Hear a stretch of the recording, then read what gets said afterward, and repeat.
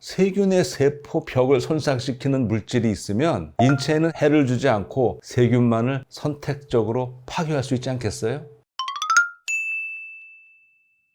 안녕하세요, 김흥빈입니다. 옛날 전쟁을 다룬 영화나 드라마를 보다 보면은요, 성을 빼앗기 위해서 치열한 전투를 벌이는 걸 자주 볼 수 있습니다. 그런 걸 우리가 공성전이라고 그러죠. 그런데 성을 함락하려면 성벽을 부셔야 되잖아요. 그래서 이제 여러 가지 부위가 동원되는데, 벽이라는 게 어떤 그 공간을 이렇게 둘러싸서 보호하는 거잖아요. 그런데 이 생물에서도 벽이 있거든요. 바로 세포벽이죠. 세포벽이라는 말은 비유를 통해서 일상생활에 쓰는 용어가 학술 용어로 바뀐 거죠. 동물을 제외하고 거의 모든 생물의 세포에는 세포벽이 있습니다. 세균도 예외는 아니고요. 특히 이 세균은 단세포이기 때문에 세포 하나가 곧 개체잖아요. 따라서 이 세포벽의 기능이 굉장히 중요합니다. 개체를 보호해야 되니까요. 따라서 이 세균의 세포벽은 진짜 말 그대로 세균을 보호하는 성벽인 셈이에요. 세균의 세포벽에는요, 독특한 탄수화물이 들어있어요. 펩티도 글리칸이라고 부르는데요. 기본 구조는 식물의 세포벽과 비슷해요. 식물의 세포벽은 뭐로 되어 있죠? 셀룰로즈, 섬유소가 주성분이잖아요. 세균 세포벽을 이루는 펩티도글라이칸도 결국 셀룰로즈, 섬유소를 기본으로 그 틀에다가 살짝 다른 화학 성분이 붙어있는 그런 구조라고 보시면 되거든요. 세균의 세포벽은 두 가지의 벽돌로 쌓인 벽이라고 볼 수가 있어요. 그 이름은 N-아세틸글루코자민,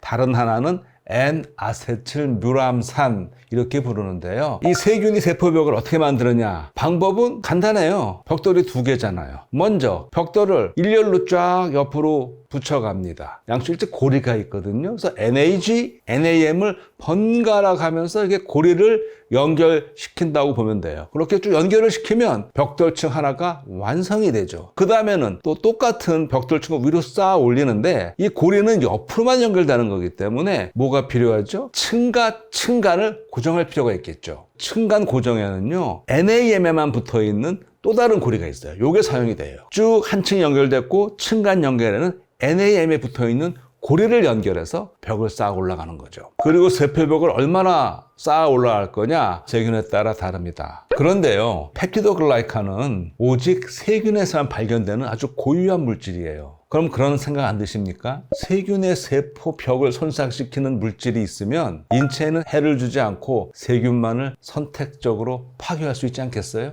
맞습니다. 사실 우리 몸은요, 세균의 세포벽을 파괴하는 물질을 이용해서 세균의 침입에 대비하고 있어요. 우리의 땀과 눈물 침에는요, 라이소자임이라는 단백질 효소가 들어있습니다. 라이소는 뭔가를 분해한다는 뜻이고요, 자임은 효소라는 뜻이니까 뭔가를 분해한다는 효소죠. 이 라이소자임이 뭐를 분해하느냐? NAG와 NAM의 연결고리를 잘라버립니다. 그러니까 벽이 붕괴되겠죠. 이걸 처음으로 발견한 사람은 알렉산더 플레밍입니다. 바로 푸른 곰팡이에서 페니실린을 발견한 그분이죠. 페니실린을 발견하기 8년 전에 이 라이소자임을 먼저 발견했어요. 그 당시에 플레밍은 인체에는 무해하고 병원균만을 죽일 수 있는 물질을 찾고 있었거든요. 이 연구 중에 한 번 심한 감기에 걸려서 콧물이 나고 그러는데 이런 생각이 들었던 거죠.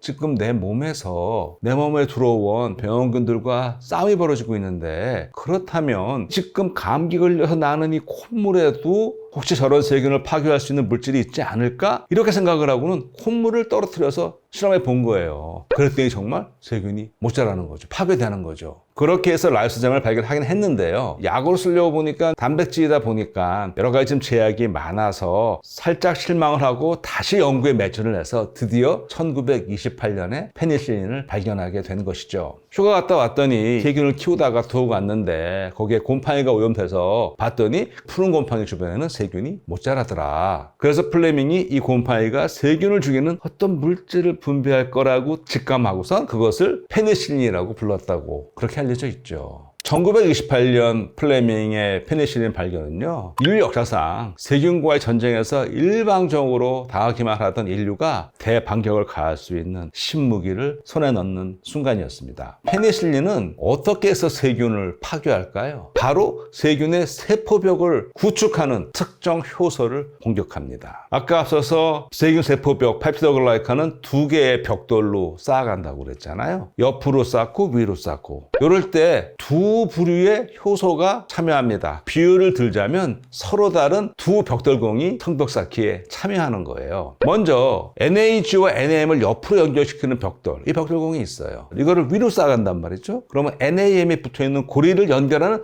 또 벽돌공이 있어요. 그 효소가 있다는 말이에요. 페니실린은 바로 두 번째 벽돌공, 즉 펩티도글라이칸 층간을 연결하는 그 벽돌공 효소에 달라붙어서 일을 못하게 해버려요. 옆으로 벽돌을 붙여가는 효소는 계속 일을 한단 말이죠. 계속 쌓아 올라가요. 사실은 이게 부실공사죠. 층간 연결이 안 돼 있거든요. 계속 쌓아 올라가는데 세포 안에서는 물질이 있고 압력이 나온단 말이죠. 쭉 세포가 자라는데 이 압력을 이기지 못하고 어느 순간에 성벽이 와르르 무너져 버리고 말죠. 이거 세균 세포가 터져 죽게 된다는 그런 얘기입니다. 그러니까 라이소자임은 이미 만들어져 있는 세포벽의 결합을 끊는 거였고요. 페니실린은 세포벽의 합성 과정을 방해하는 거예요. 따라서 페니실린은 어디에 효과가 좋으냐? 그렇죠. 왕성하게 자라는 세균의 효과가 좋죠. 만약 세균이 안 자란다든지 드물지만 세포벽이 없는 세균에는 페니실린은 무용지물이죠.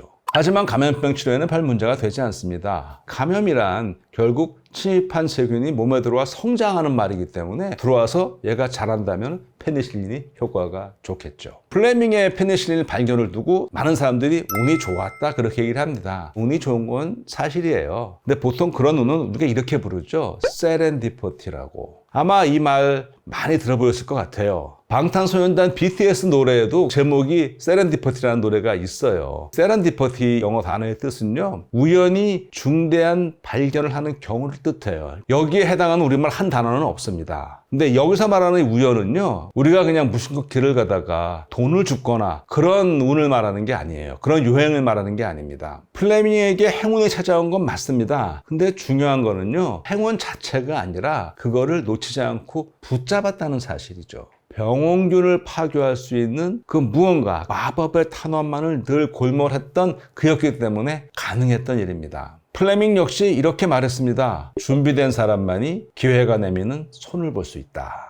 페니실린을 비롯한 항생제의 발견은 미생물학의 찬란한 업적 가운데에서도 단연 백미로 꼽힙니다. 그런데요, 안타깝게도 항생제 내성균들이 속속 출현하면서 그 빛이 가려지고 있습니다. 더 큰 문제는 이 내성균에 맞서 싸울 탄환이 점점 소진되고 있다는 사실입니다. 세균이 내성을 획득하는 속도가 새로운 항생제를 개발하는 속도보다 훨씬 빠르기 때문이거든요. 급기야 현재 사용할 수 있는 모든 항생제의 내성을 가진 슈퍼박테리아 또는 슈퍼버그까지 등장하는 지경에 이르렀습니다. 페니실린을 비롯해서 항생제를 막 발견하던 그 당시에는 이제 세균 따위는 우리가 얼마든지 제압할 수 있다 그렇게 생각했었는데요. 현실은 그렇지 않습니다. 미생물은 그렇게 만만한 존재가 아니거든요. 이제 앞으로 우리가 병원성 미생물에 맞서는 우리의 전략과 자세를 되짚어보고 적절한 대책을 세워야 하겠습니다. 오늘의 이야기 여기까지입니다. 고맙습니다.